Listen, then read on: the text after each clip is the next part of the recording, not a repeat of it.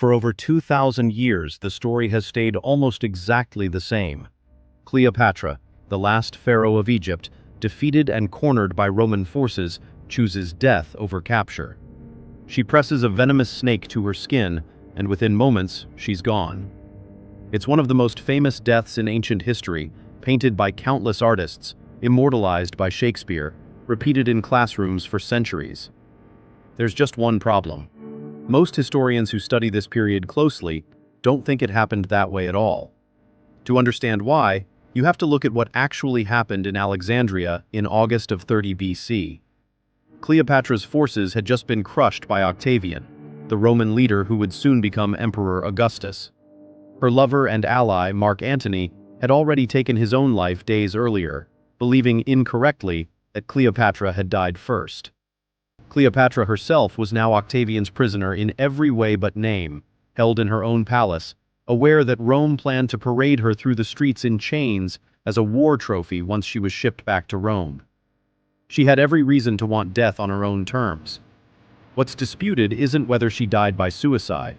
Almost every ancient source agrees on that. What's disputed is how.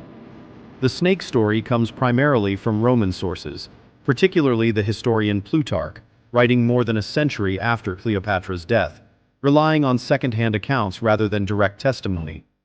Even Plutarch admits in his own writing that no one could say for certain what really killed her, since no snake was ever found in the room, and the guards outside reported hearing nothing unusual until it was too late. This is where it gets interesting. A cobra bite, which is the snake most associated with the story, doesn't kill quickly or painlessly. It typically causes intense pain, vomiting, and can take hours to result in death, sometimes longer, and doesn't reliably guarantee death at all in every case. That's a significant problem for a queen who needed a death that was both certain and dignified, not a prolonged, visibly agonizing one witnessed by her remaining attendants. Modern toxicologists and historians have proposed a very different theory. Cleopatra was known to have deep knowledge of poisons.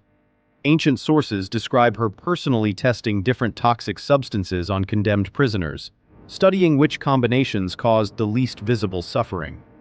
Some researchers now believe she used a carefully prepared mixture, possibly combining opium, hemlock, and aconite, a poison known for producing a relatively fast, controlled death without the visible convulsions or distress a snakebite would cause. This theory fits the physical evidence far better. Accounts describe her body being found composed, peaceful, with no visible signs of struggle. That detail lines up much more closely with a calculated poisoning by someone who had spent years studying exactly how to die without suffering in public, than with the chaotic, drawn-out reality of snake venom. So why did the snake story win out for 2,000 years? Partly because it made for better propaganda. Octavian had every incentive to frame Cleopatra's death as something exotic and almost theatrical, fitting the Roman narrative of a foreign queen undone by foreign danger, rather than acknowledging that she had outmaneuvered him right up until her final moments, dying exactly on her own terms, with a method she'd spent years perfecting.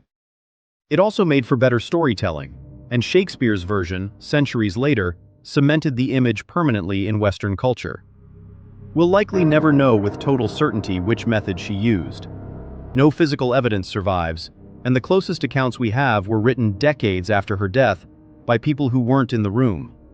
But the growing consensus among historians is that the woman remembered for centuries as dying by a snake's bite was more likely a scientist of her own death, someone who used the same careful, deliberate intelligence that had kept her in power for over 2 decades, right up until the very end. If stories like this make you question everything you learned in school, subscribe for more history that isn't quite what it seems. And if you've got a theory on what really happened in that room, drop it in the comments. I read every one.